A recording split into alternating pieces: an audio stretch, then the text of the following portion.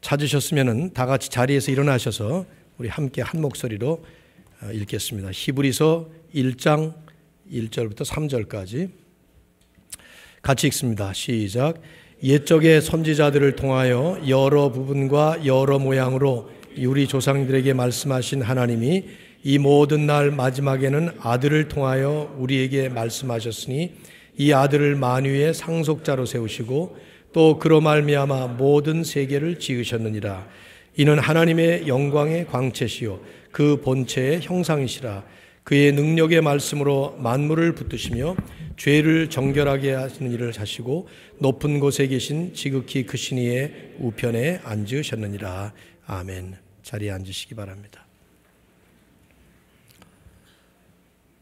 여러분 지금까지 살아오시는 동안에 기적이라는 것을 경험해 보셨습니까?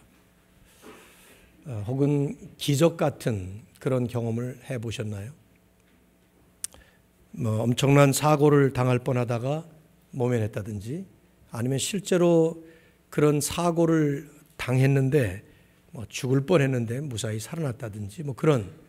그래서 여러분이 참 설명하기 어려운 어떻게 그런 일이 있을 수 있을까 하는 그런 경험들을 제 생각에는 해보셨을 거라고 생각이 되는데, 저도 오늘 말씀을 준비하면서 곰곰이 살펴보았더니 몇 번에 아주 뚜렷하게 생각나는 경험들이 좀 있었습니다.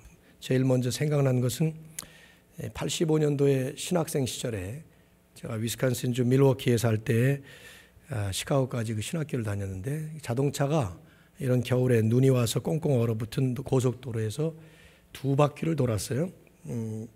브레이크를 잘못 밟아서 아마 그랬던 것 같아요.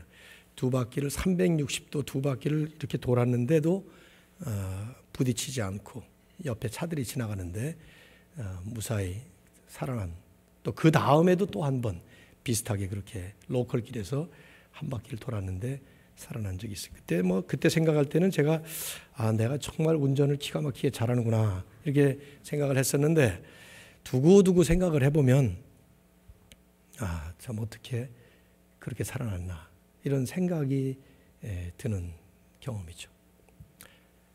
더 뚜렷하게 훨씬 더 큰 경험을 한 것은 언젠가도 말씀을 드렸습니다만 89년도 6월 달에 제가 운전하던 자동차가 고속도로에서 큰 사슴과 정면 충돌을 했습니다.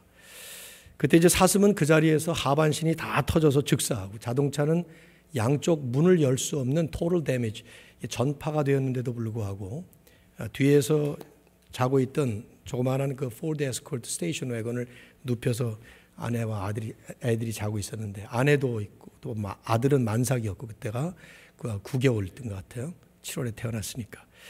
두 딸들 아무도 상처 하나 입지 않고 다치질 않았습니다. 자동차는 완전히 찌그러져서 그 안에서 나오지도 못할 정도로 그렇게 파괴가 됐는데 설명이 되지 않아요. 제 친구 목사님은 그보다 더 큰 일을 겪으셨죠. 그분은 만삭된 아내를 태우고 밤에 이제 고속도로에서 운전을 하다가 졸다가 그만 이 도로변에 있는 나무를 들이받았어요.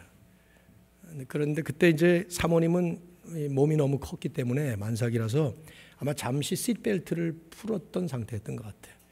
이 목사님이 잠깐 정신을 잃었다가 깨보니까 옆에 아내가 없고 그 앞에 윈실드 유리가 뻥 뚫려 있는 거예요.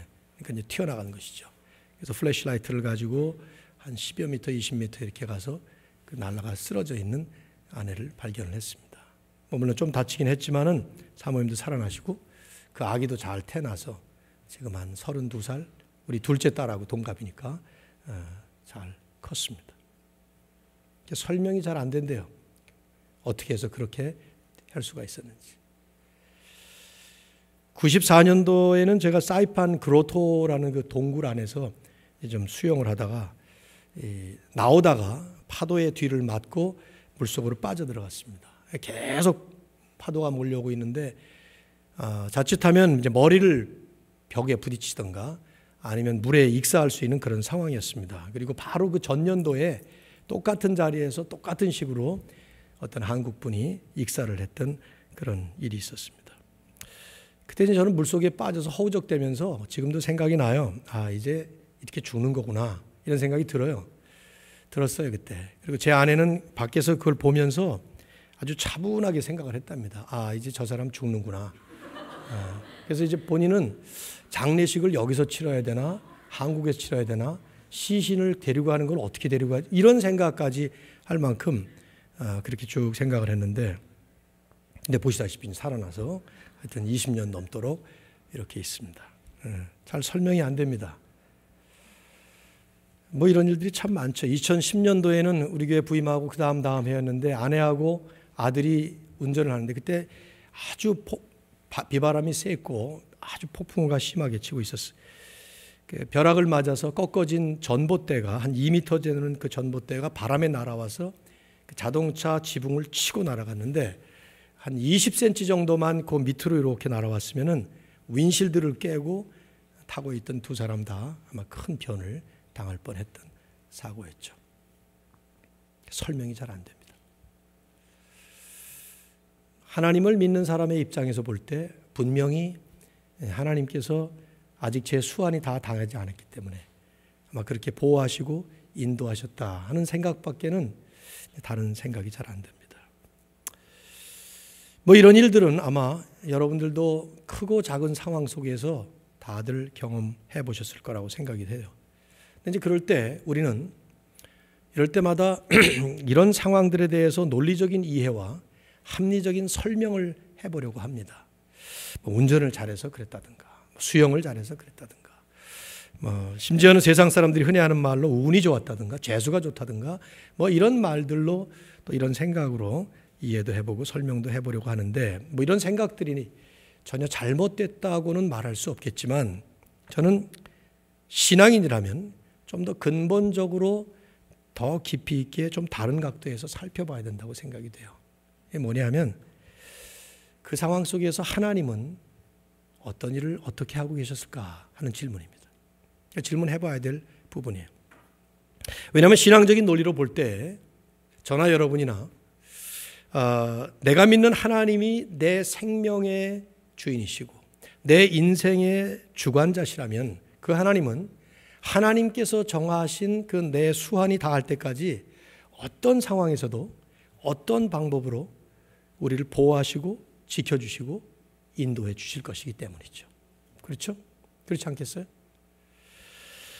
그 중에 어떨 때는 내가 이해할 수 없는, 그리고 설명은 더더구나 할 수 없는, 내가 볼 때는 그런 특별한 방식으로 나의 삶을, 우리의 삶을 보호하시고 인도하실 것입니다. 우리는 이제 그것을 기적이다, 이런 용어로, 혹은 기적 같은 일이다, 이런 용어로 설명을 하고 이해를 하지만, 성경학자들은 이걸 폭넓게 하나님의 섭리다, 이렇게 설명을 합니다.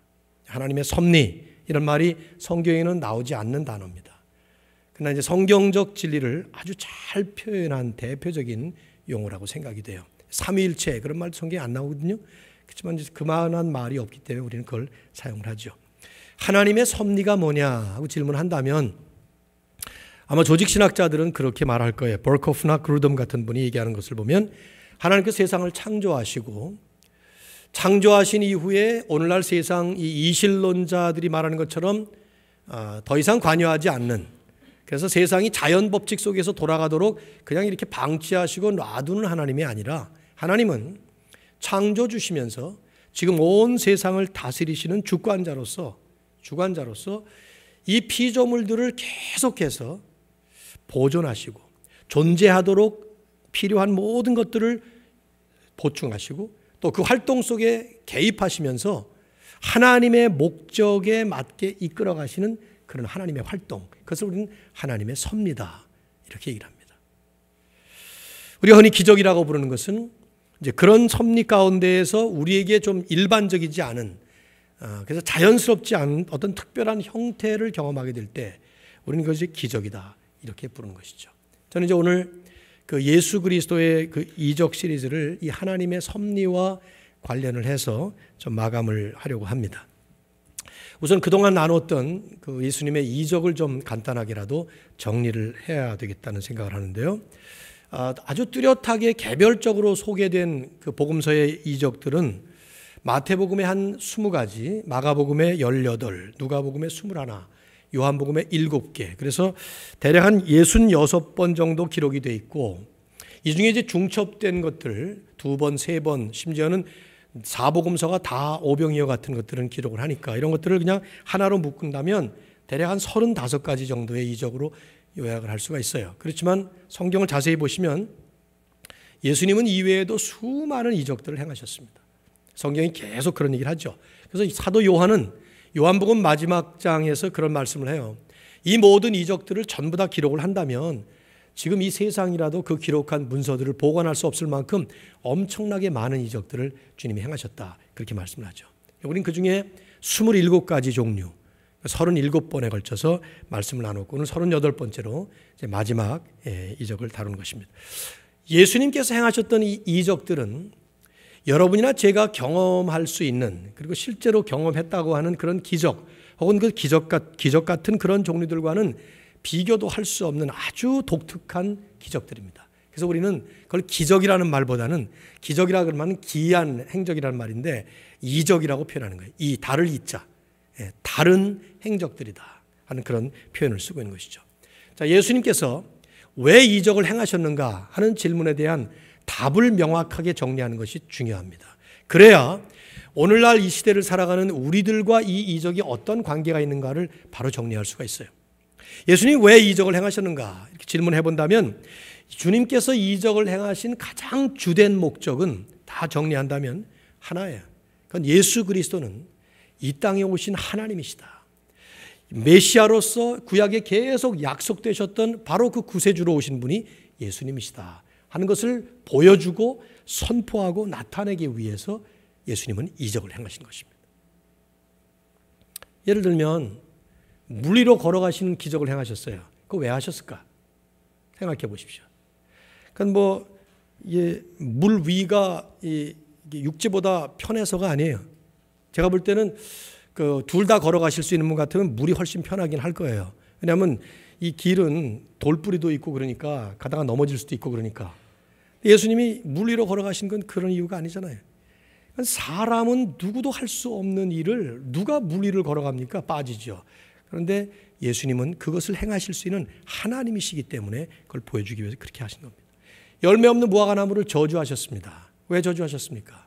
열매를 얻으려고 배고파서 갔는데 열매가 없자 화풀이를 나무에게 하신 것이 아니라 심판주라는 것을 보여주기 위해서, 그리고 어떨 때 심판받는다 하는 것을 보여주기 위해서 예수님은 그 열매 없는 무화과나무를 저주하셨죠. 갈릴리 호수의 깊은 곳에 가서 그물을 던져서 고기를 잡으라, 대낮에. 베드로에게 그렇게 명령하시고 실제로 베드로에게 엄청난 고기를 잡게 하신 것은 베드로가 불경기를 맞아서 피싱 비즈니스가 안 돼서 그걸 도와주려고 하신 게 아니에요. 갈릴리 바다에서는 대낮에 깊은 곳에 절대로 고기가 잡히지 않는다라는 어부의 상식을 깨버리시고, 그래서 예수님이 바로 하나님이라는 것을 보여주면서 베드로를 예수님 앞에 헌신된 제자로 부르시기 위해서 그 일을 행하신 것이죠. 특별히 예수님께서 가장 많이 행하신 이적들의 종류가 치유 이적들이에요. 병자들을 고치시고 귀신 쫓는 것도 마찬가지입니다. 귀신을 쫓고 죽은 사람 살리고 이런 기적들인데, 기적으로 이렇게 병을 치유하신 주된 목적은, 또 사람을 살리신 주된 목적은 병을 치유하거나 그 사람의 생명을 연장하기 위해서 했던 것이 아닙니다. 그 중요한 목적은 세상은 그 당시에 절대로 고칠 수 없다고 하는 그 불치병들을 예수님은 말씀 한마디로, 그냥 명령 한마디만 하면 즉각적으로 완전하게 치유하신다는 것을 보여주는 하나님이라는 것을 보여주시기 위해서였죠. 전형적인 예가 나사로의 그 죽었던 나사로, 4일이 돼서 몸에서 썩는 냄새가 나는 그 사람을 말씀 한마디로 살리신 거 아닙니까? 그거 왜 그렇게 했어요? 나사로가 예수님의 사랑을 너무 많이 받아서 그 사람 불쌍해서 생명 연장하려고 한 게 아닙니다. 예수님이 직접 하신 말씀이 있죠. 이 병은 하나님의 아들로 말미암아 영광을 받도록 하기 위함이라. 그 일을 통해서 하나님의 아들인 예수님이 하나님의 영광을 받으시도록, 그리고 그걸 나타내시도록. 자, 이런 면에서 이제 중요한 것은 이런 이적들을 행하시도록 만들었던 동기가 있습니다. 그 목적은 이제 그런 것이지만은 그 동기는 예수 그리스도 안에 있었던 하나님의 품성이었습니다. 어떤 품성입니까? 자비로운, 은혜로운, 그리고 사랑과 긍휼이 많은. 그래서 복음서를 보시면은 예수님이 이적을 행하실 때 주로 그 극한 어려움에 처한 사람들을 도와주셨습니다. 그들을 볼 때마다 예수님은 사랑과 긍휼로 대하셨고 또 그 사랑과 긍휼과 자비의 마음이 예수님으로 하여금 그 사람들에게 이적을 일으키도록 이적의 동기가 됐던 것이죠. 심지어는 이적을 일으키시지 않으려고 했는데 너무 불쌍해서 일으킨 적이 여러 번이에요. 실제로 복음서 기자들은 자주 사용했던 말이 그들을 불쌍히 여기셨다 하는 말이고요. 또 그 말을 안 쓰다 하더라도 감동적인 행동만을 가지고 예수님이 그렇게 자비롭고 긍휼이 많으신 모습을 보여주셨던 것이죠. 이게 중요한 것은 반복하는 말씀이지만 이런 하나님의 사랑과 긍휼, 고통당하는 사람들을 향해서 불쌍히 여기시는 그 하나님의 마음은 지금도 여전히 전혀 변함이 없으시다는 것입니다. 그 점이 이제 오늘날 우리가 이 시대를 살아가면서 이 이적과 관련해서 잘 균형을 맞춰야 될 아주 중요한 한 부분이에요. 하나님은 지금도 고통당하는 사람들의 고통을 나몰라라 하지 않습니다. 오히려 그런 고통당하는 인생들을 보실 때 하나님은 예수님이 보여주신 그 모습 그대로 여전히 불쌍히 여기시고 안타까워하시고 그걸 도와주려고 하신단 말이죠. 이런 면에서 우리는 이 하나님의 기적 혹은 예수님의 이적이라는 것을 하나님 섭리 차원에서 폭넓게 좀 이해해 볼 필요가 있습니다. 말씀드렸습니다만 하나님의 섭리라는 말은 성경에 나오지 않지만 간단하게 정리를 한다면 마이클 홀튼 같은 분이 아주 간단하게 정리를 했어요. 하나님의 섭리가 뭐냐? 그것은 이 모든 피조 세계에 대한 하나님의 돌보심이다. 이렇게 정리를 했는데 너무 간단하기 때문에 사실은 많은 것이 생략되어 있지만 저는 정확하게 요약을 했다고 생각이 돼요. 이 모든 피조 세계를 하나님이 지금 돌보고 계시다는 것이죠. 그 안에 우리 사람이 있고 심지어는 움직이지 못하는 식물조차 세상의 모든 것들을 다 하나님께서 지금 이렇게 돌보고 계신다는 거죠. 우리가 기적이라고 부를 때 그 기적은 말씀드린 것처럼 이런 하나님의 섭리 가운데 아주 특별하게 보여지는 자연스럽게 느껴지지 않는 있을 수 없다고 생각되는 그런 경험들을 할 때 우리는 기적이라고 부릅니다. 하지만 사실 우리는 기적이라고 부르지만 하나님 입장에서 본다면 별난 게 없는 거죠. 특별한 게 없는 거예요.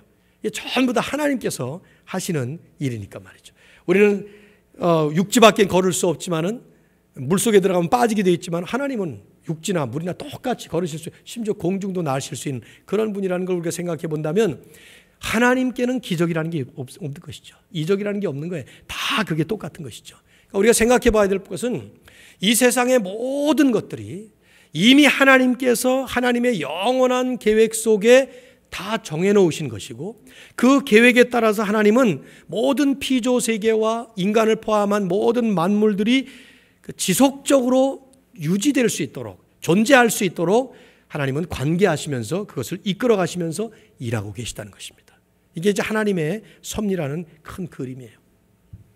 먼저 우리의 구원을 하나님이 예정하셨죠.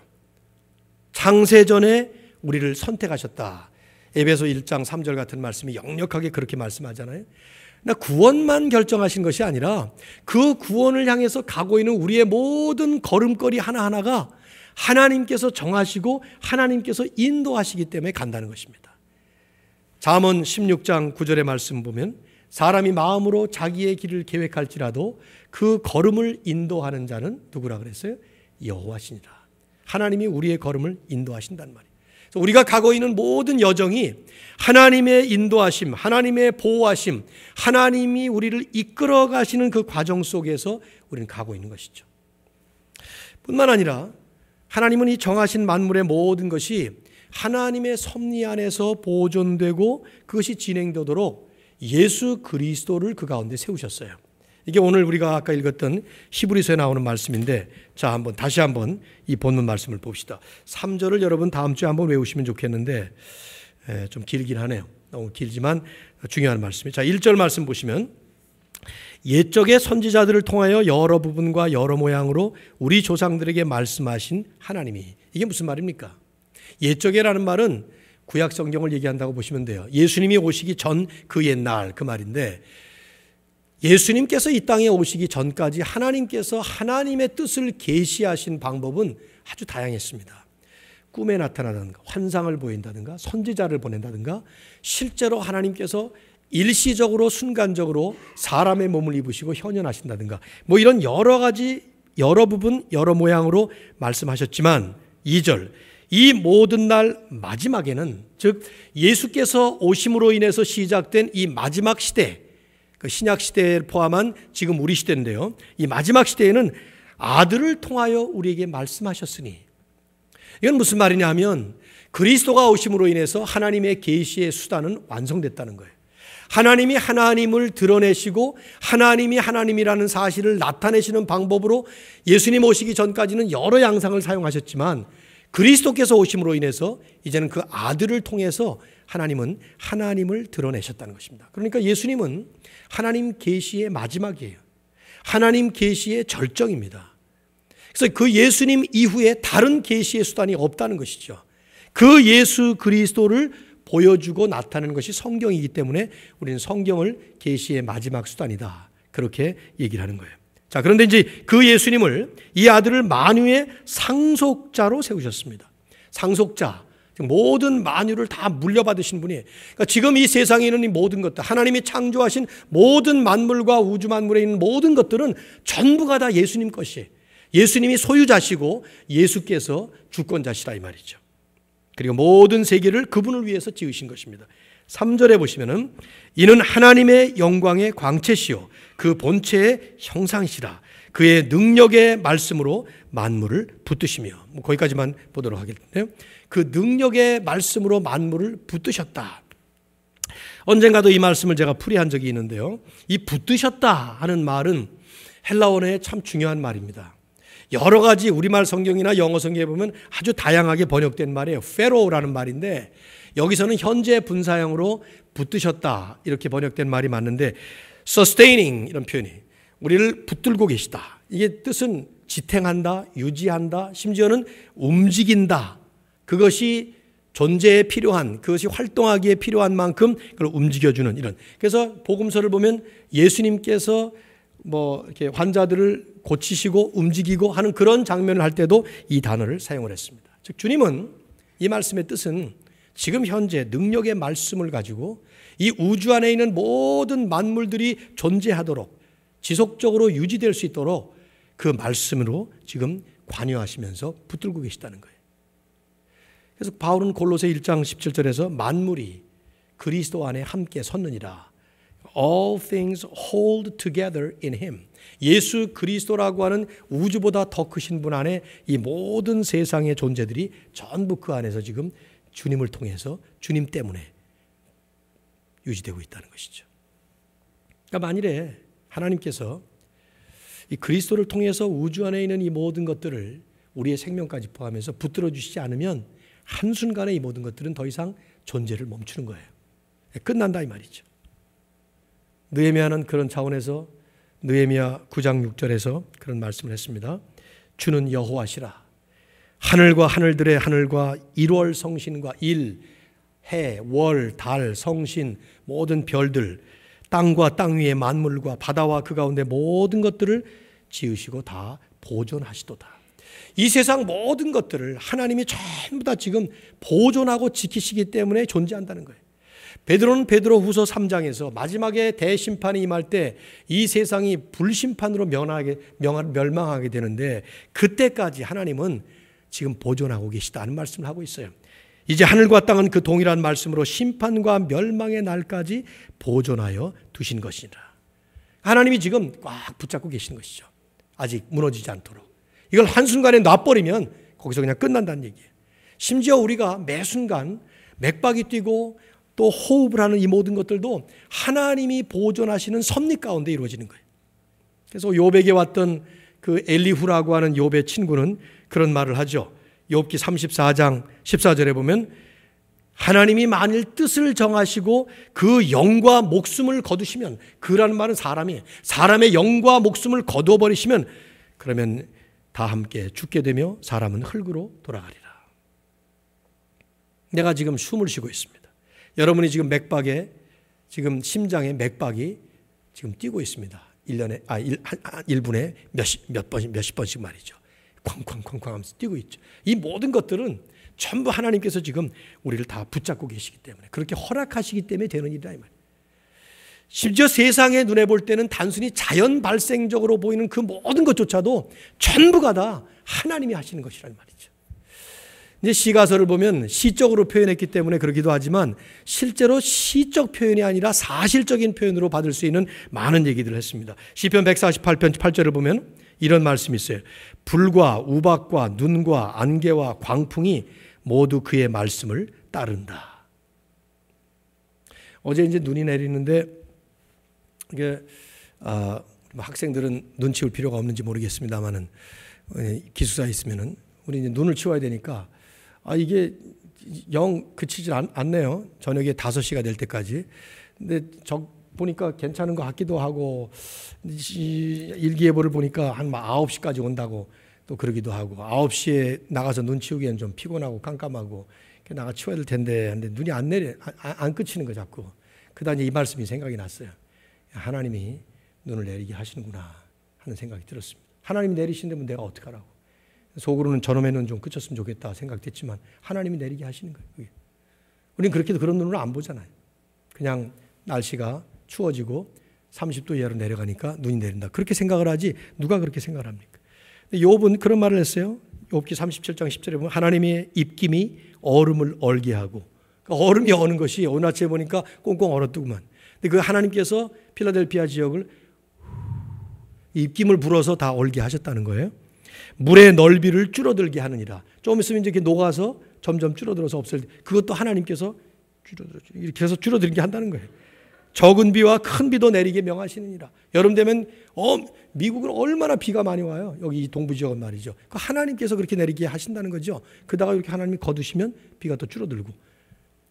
여러분 자연 현상을 볼 때 그런 눈으로 한번 바라보세요.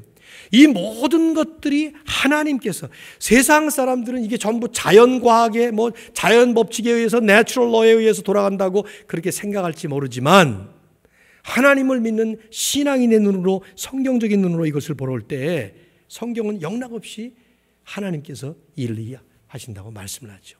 주님도 마태복음에서 그런 말씀 하잖아요. 하나님이 해를 비추시고 비를 내리시고 이걸 의인과 악인 모두에게 다 그렇게 하신다. 심지어 참새 한 마리도 하나님이 허락지 않으시면 떨어지지 않는다. 아니 심지어 우리의 머리카락 하나도 다 하나님이 세신 바가 되었다. 저는 참 자꾸만 이게 머리가 빠지면서 어떤 사람들은 거기다 하나에 몇백만 원씩 가면서 막 이렇게 심고 그러는데 참 부질없는 짓이에요. 그러니까 하나님이 뽑으시는 건데 자기는 자꾸 심으려고 그러니 그럴 게 아니에요. 머리가 자꾸 빠지고 머리숱이 적어지고 이렇게 흰머리가 이거 전부 하나님의 깊은 오묘한 섭리 가운데 일어나는 일이에요. 그러니까 아침에 일어나서 머리가 탁 떨어지면 아유 머리 그렇게 해가지고 막 한탄할 게 아니라 하나님의 섭리가 지금 진행되고 있구나. 그런 깊은 신앙적인 마음을 가지고 볼 필요가 있는 거지. 안 나던 여드름이 나고 이런 것 말이죠. 주름이 생기고 이런 것들 전부 다 하나님의 섭리가. 심지어 세상의 모든 나라와 민족들이 하는 것까지도 전부 하나님 손에 달려있는 거예요. 욥기 12장 23절에서 그런 말씀하죠. 만국을 커지게도 하시고 멸하시게도 하신다. 이북이 저렇게 떵떵거리지만 하나님이 어느 날 그냥 저번에 보니까 뉴스에 그 김정은 씨가 이렇게 등장을 하셨는데 옆에 있는 두 사람이 부축을 하고 있는 걸 계속 그 앵커가 설명을 하더라고요. 왜 저렇게 요새 나올 때마다 옆에 사람이 부축을 하나. 최근 들어서 굉장히 비둔해졌대요, 그분이. 폭군이니까 저 무절제하지 않겠습니까? 얼마나 무절제한 생활을 하겠습니까? 자기 마음대로니까. 비대해져서 지금 분명히 신장도 나빠졌을 것이고 어디가 그런 얘기를 막 추측하면서 어떤 분이 의사가 하는 얘기를 앵커맨이 전하더라고요. 저 어느 날 갑자기 여기 이러면서 쓰러지면 끝이에요. 하나님께서 그냥 이렇게 하면 끝나는 겁니다. 실제로 사도행전 12장에 보면 헤롯 대왕이 교회를 핍박하려고 별짓을 다 하다가 하나님이 어느 날 머리에서 벌레가 먹어 죽게 만들잖아요. 만국을 커지게도 하시고 멸하게도 하시고 시편 22편 28절을 보면 국가는 여호와의 것이요 여호와는 열방의 모든 민족의 주제심이로다. 이 모든 민족을 다스리시는 분이 바로 하나님이시다. 이런 하나님인 우리 삶의 모든 면에서 하나님은 아주 세심하게 간섭하시고 다스리시면서 섭리하고 계시다는 말이죠. 그래서 예수님은 주기도문에 그 기도문을 집어넣으셨어요. 일용할 양식을 주시옵고. 여러분, give us our daily bread. 이런 그 기도를 뭐하러 합니까? 그 기도는 요즘 현대의 삶에는 필요가 없잖아요. 조금이라도 여러분이 세이빙스 어카운트에 돈이 있다면, 냉장고에 음식이 저장되어 있다면, 제가 냉장고에 물건을 들여다보니까 한 달은 먹겠어요, 우리 집에. 예? 그러니까 한 달, 그럼 뭐 한 달 동안은 그 기도 안 해도 되죠. 근데 왜 일용할 양식을 주시옵고? 그것은 하나님께서 내가 일용할 양식을 대할 때마다 이 양식을 나에게 먹도록 허락하신 분이 하나님이시고, 그 양식이 내 손에 올 때까지 모든 삶을 다스리시고 주관하신 하나님의 섭리의 축복이라는 것입니다. 그걸 기억하라고 그 말씀을 하신 것이죠. 이런 하나님의 섭리 속에 우리가 살고 있기 때문에 우리는 기적이라는 것에 대해서 좀 더 성경적으로 바른 기대, 바른 믿음, 바른 의식을 가지고 또 자세를 가지고 정리해 볼 필요가 있습니다. 여러분이나 저나 급박한 상황을 당하면 기적을 바랍니다. 또 안타까운 상황 속에 그 기적을 바라는 마음과 믿음을 가지고 기도를 합니다. 자, 이것이 지금까지 37번 예수님의 기적 얘기를 했습니다마는 너무 쉽게 생각을 해버리면 예수님의 기적이 왜 우리에게는 안 일어나는가? 그런 기적을 왜 우리도 주시지 않는가? 이런 생각을 할 수 있고요. 또 그렇게 바라는 것이 옳은가 그른가 하는 것에 대해서 우리는 바로 정리하고 이 말씀을 맺을 필요가 있어요. 우선 첫 번째로 생각하게 된 것은 또다시 반복되지만 우리의 심기를 참 불편하게 하는 말씀입니다. 예수님이 하셨던 말씀 아니에요? 예수님은 기적에 대해서 원하는 사람들을 일단 어떤 면에서 보면 상당히 달갑지 않게 여기셨어요. 아주 심각하게 책망까지 하셨습니다. 악하고 음란한 세대가 표적을 구한다. 이런 말씀. 어찌하여 너희가 이 세대가 표적을 구하느냐? 내가 이 세대에 표적을 주지 아니하리라. 마태복음, 마가복음, 누가복음, 요한복음 전부 다 이 말씀을 동일하게 했습니다. 즉 이적을 구하는 사람들을 예수님은 책망을 하셨고 그 이적을 구하는 자세를 달갑지 않게 여기셨다 이 말이죠. 그런데 이제 더 깊이 살펴보면 이런 말씀들은 언제든지 예수님을 비난하기 위해서 이적을 구하거나 혹은 불신앙을 가지고 이적을 구하고자 하는 그런 세대를 향해서 예수님께서 하셨던 책망이었습니다. 단 한 번도 믿음으로 주님께 나와서 기적을 구한 사람을 책망하신 적이 없고요. 또 주님의 기적이 아니면 결코 해결할 수 없는 정말 절대절명의 절박한 상황에 있었던 그런 분들에게 주님께서는 기적을 마다하신 적이 없어요. 오히려 그 사람들을 향해서 하셨던 말씀은 믿은 대로 될지어다. 그런 말씀하셨어요. 그리고 그들은 그렇게 말씀하실 때 믿었기 때문에 그 믿음의 결과로 그 기적의 혜택을 받을 수가 있었던 것이죠. 이렇게 볼 때 우리는 균형 잡힌 결론을 내릴 필요가 있습니다. 하나님은 여전히 능력이 하나님이시죠. 그렇죠? 그 능력의 하나님은 오늘날도 동일한 이적을 행하실 수가 있는 분이십니다. 얼마든지 하나님이 2000년이 지났다고 그래서 예수님이 2000년이 지나서 나이가 2000년 더 잡수셔서 늙어서 힘이 빠진 게 아니란 말이죠. 여전히 그 하나님은 똑같은 하나님이셔요. 그렇기 때문에 그런 논리에 의하면 우리는 얼마든지 기적을 구할 수가 있어요. 하지만 우리의 기적을 구하는 우리의 목적이나 동기가 무엇이냐 하는 것이 중요하다는 말이죠. 하나님께서 허락하신 그 건전한 목적, 예수님께서 이적을 행하실 때처럼 말이에요. 진정으로 복음 전파를 하기 원하고 또 그리스도의 이름이 드러나고 하나님께 영광을 돌리기 위한 목적으로 기적을 구한다면 얼마든지 이적을 구해도 될 것입니다. 실제로 초대교회는 그렇게 믿었고 그렇게 했습니다. 자주 인용을 했습니다마는 초대교회가 보였던 그 모범 하나가 기도였어요. 그 기도 가운데 하나는 사도행전 4장 29절 말씀을 보면 주여 종들로 하여금 담대히 하나님의 말씀을 전하게 하시옵고 손을 내밀어 병을 낫게 하시오며 표적과 기사가 거룩한 종 예수의 이름으로 이루어지게 하옵소서. 이 사람들이 기도했던 목적은 하나였어요. 복음을 전하는 것입니다. 예수 그리스도의 이름이 전파되는 거예요. 근데 그 일을 위해서 필요하다면 손을 내밀어 병을 낫게 하시옵고, 이 손을 내민다는 것은 저번에도 말씀드렸지만 하나님의 기적이 일어날 때에 하나님께서 능력을 행사하시는 그런 제스처를 표현하는 것이죠. 손을 내밀어 병을 낫게 하시오. 표적과 기사가, 기적들이 일어나서 그리스도의 이름으로 이루어지게 해달라. 목적은 그리스도의 이름이었어요. 복음을 전파하는 일이었습니다. 야고보 사도는 그런 목적 외에도 아주 절실한 상황에 있었던 병자들을 놓고 기도해서 기적이 일어나도록 그렇게 구하라는 말씀도 하신 적이 있습니다. 야고보 5장 14절을 보면 너희 중에 병든 자가 있느냐? 그는 교회의 장로들을 청할 것이요 그들은 주의 이름으로 기름을 바르며 그를 위해 기도할지니라. 믿음의 기도는 병든 자를 구원하리니 주께서 그를 구원 일으키시리라. 어떤 사람들은 야고보가 기도했던 것, 이렇게 권면했던 말씀은 초대교회에만 해당된다, 그렇게 말하는 신학자들도 있습니다. 왜냐하면 그 당시는 지금과 같은 의학이 발달하지 않았기 때문에 그 제한된 의학의 도움을 가지고서는 나을 수 없는 병들이 너무 많았던 것이죠. 뭐 요즘 같으면은 그 무슨 항생제 하나만 먹어도 나을 것이 그 당시에는 사람들이 다 죽었을 거란 말이에요. 그 고열이 나면서 말이죠. 그러니까 그 당시는 그럴 수밖에 없었으니까 기도해서 기적이 일어나서 병 낫도록 그렇게 했지만 지금은 다르다, 뭐 이렇게 말하는 사람들도 있어요. 세대주의 신학을 가진 사람들은. 그러는데 제가 볼 때는 야고보서에 나오는 말씀 가운데 그 말씀만 싹 빼서 그 당시에만 해당되고 나머지는 오늘날도 해당되는 것처럼 그렇게 생각할 수는 없을 거라고 생각해요. 오히려 그 말씀은 기도가 무엇이냐, 오늘날도 우리는 기도합니다. 그때나 지금이나 똑같아. 구약이나 신약이나 똑같고 신약 시대나 지금이나 똑같이 우리는 하나님 앞에 기도해야 되는 책임도 있고 또 기도를 할 수 있는 특권도 있다 이 말이죠. 그럴 때 이 기도를 통해서 하나님께서 역사하시는 것 중에 하나가 있을 수 없는 자연적인 상황 속에서는 일어날 수 없는 일들을 하나님은 섭리를 통해서 일으키실 수 있다는 것이죠. 그러므로 그것을 놓고 기도하라, 그렇게 말씀한 거예요. 우리도 그래서 병자들이 낫기를 위해서 기도하는 것입니다. 의학의 치료를 기름 바르듯이 치료를 받으면서도 동시에 기도한다 이 말이죠. 그러나 동시에 주목할 점은 주님께서 부활의 기적을 믿지 못했던 도마에게 하셨던 그 엄청난 선언이에요. 너는 나를 본고로 믿느냐?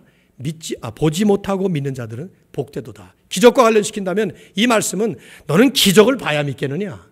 기적 같은 것을 보지 못하고도 믿는 자들이 더 복되다, 그런 말씀이죠. 자, 이러니까 여러분 지금 이제 계속 제 말씀을, 이제 제가 전하는 말씀을 들으면서 그러니 어쩌란 말이냐 하는 얘기 자꾸만 질문하는 것 같은 인상인데, 우리에게 균형이 필요한 거예요. 성경적으로 우리에게 말씀하시는 그 말씀에 대한 균형이 우리에게 필요하다 이 말이죠. 우리는 이제 이적의 가장 큰 목적인 계시의 목적이 성경의 완성을 통해서 이루어졌기 때문에 성경이 완성돼서 복음 전파의 수단이 이제 더 이상 다른 것이 필요하지 않은 이상 성경의 충분성, 이게 중요한 부분이에요. 성경의 충분성, sufficiency of the scripture. 성경 하나만 가지고 충분하다 하는 것인데요. 성경의 충분성을 믿는다면 더 이상 기적은 그런 목적으로서 우리에게는 필요하지가 않은 것입니다. 동시에 하나님은 여전히 하나님이셔요. 여전히 하나님의 능력은 똑같습니다. 그리고 그 하나님이 이 땅에 여전히 하나님 되심을 나타내기를 원하시고 그 방법 중에, 그 과정 속에 하나님의 나라를 선포하시고 하나님의 하나님 되심을 선포하기 위해서 기적을 사용하시기를 원하신다면 하나님께는 기적이라는 게 별거 아니기 때문에 얼마든지 하나님은 기적 같은 것을 이루신다 이 말이죠. 개인적으로나 또 그리고 우리 공동체적으로나 마찬가지라 이 말이에요. 그런 순수한 목적과 그런 동기를 가지고 얼마든지 하나님 앞에 나아갈 수 있다는 것이죠. 그렇기 때문에 우리는 우리의 동기가 어디에 있는가, 이걸 잘 살펴야만 우리는 하나님의 이 말씀 속에 나와 있는 그 기적의 축복들을 올바르게 우리에게 적용할 수가 있을 것입니다. 만일 우리가 전능하신 하나님을 믿는다고 하면서도 믿음이 부족하기 때문에 기적을 구하지 않는다면, 또 못한다면, 그럼 그건 또 하나의 불신앙이에요.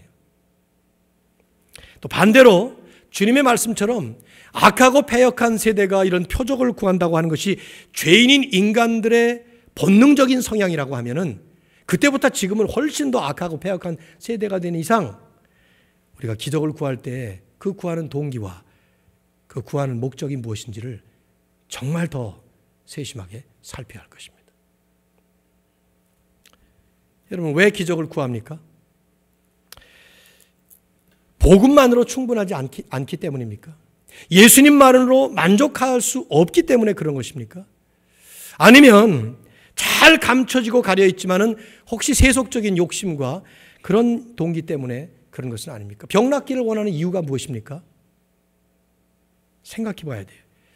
혹은 더 넓게 본다면 하나님의 일반적 역사에는 감격을 하지 못하기 때문에 우리가 어떤 특별한 초월적인 역사를 만나야만 하나님을 믿고 하나님을 감격할 수 있어서 그래서 구한다면 이것은 또 하나 예수님의 책망처럼 책망받을 수밖에 없는 것이죠. 그건 믿음이라고 보기 어려운 것이죠.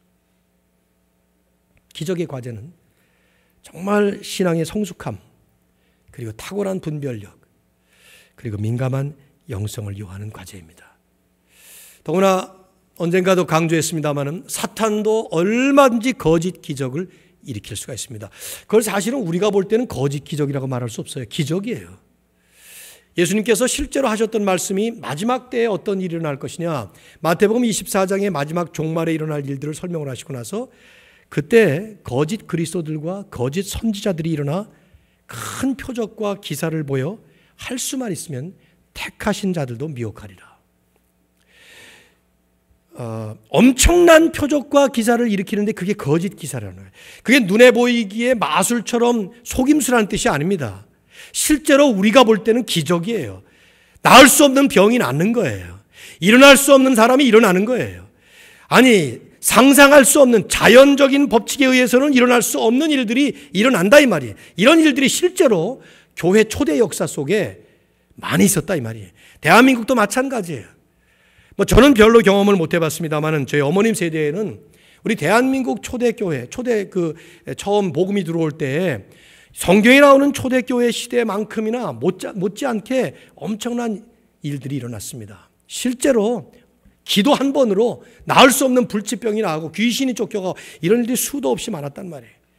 그런데 그런 과정 속에, 그런 이후에 이런 이적들이 인간의 죄성 때문에 포장된 간증하고 과장된 보고를 통해서 무너지기 시작을 했고, 나아가서는 궁극적으로 높여지셨어야 될 예수님의 이름이 오히려 땅에 떨어지고 예수님보다 사람의 이름, 사람의 얼굴이 각광을 받고 스포트라이트를 받는, 그러므로서 결국은 능력을 상실해버리는.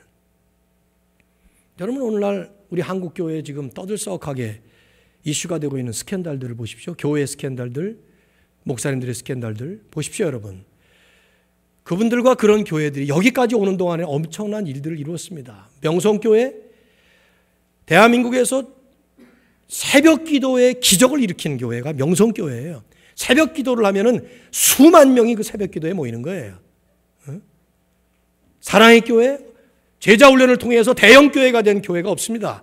제자훈련, 한 사람 한 사람, 오카는 목사님 같은 훌륭한 분이 제자훈련을 시켜서 그렇게 여기까지 오는 동안에 순복음교회도 마찬가지예요. 많은 교회들이 우리가 말할 때 기적이라고 말할 수밖에 없는 엄청난 일들을 이뤄놓기는 했는데, 그 과정 속에, 그런 이후에 드러나셔야 될 예수님의 모습이나 빛나셔야 될 예수님의 이름이나 마땅히 선포되어야 될 복음이 아니라 오히려 이상스러운 많은 것들로 바뀜으로 인해서 지금의 이런 큰 세상의 무리를 빚고, 세상은 복음을 향해서 귀를 막고 눈을 가리고 발걸음을 멈추는 그런 일들이 일어나게 된 것이죠.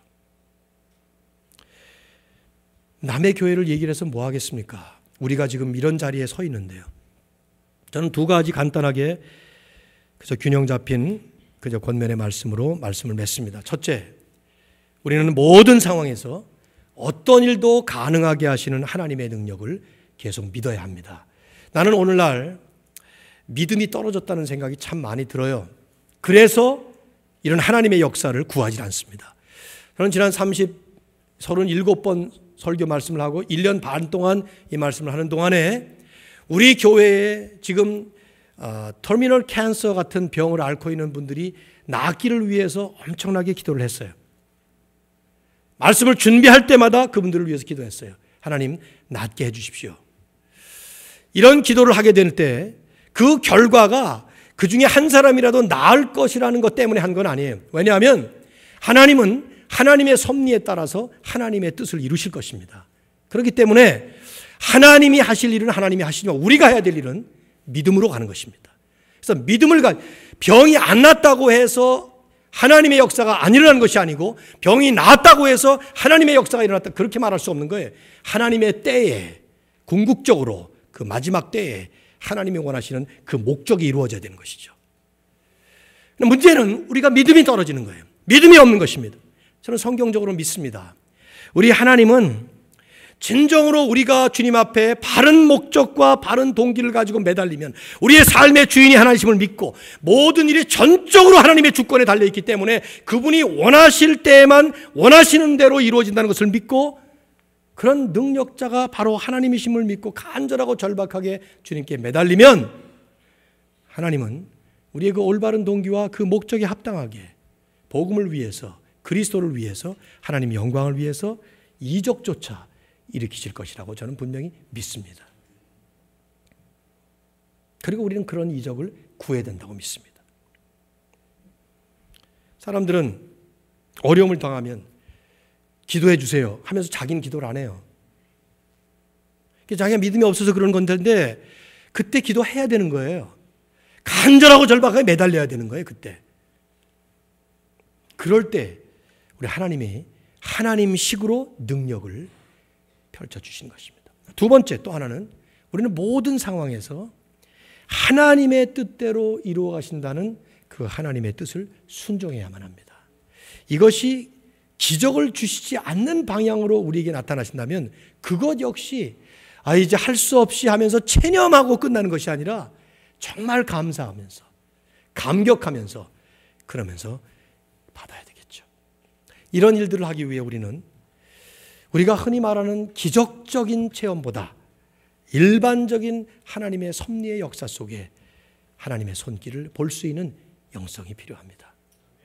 눈이 한번 내리면 이 눈 속에서도 하나님의 창조의 아름다움을 볼 수 있어야 되고, 또 눈이 녹으면 또 그런 녹는 과정 속에서도 단순히 과학도들의 그 머리만 가지고 설명할 것이 아니라 하나님께서 눈을 녹게 하시는 것을 볼 수 있는, 겨울이 지나고 따뜻한 봄날이 오면 얼어붙은 동토가 아름다운 새싹을 피우면서 많은 생명들이 올라오는 걸 보면서 생명의 창조주이신 하나님을 볼 수 있는 이런 눈이 필요하고, 이런 영성이 우리에게 훈련으로 필요한 것이죠.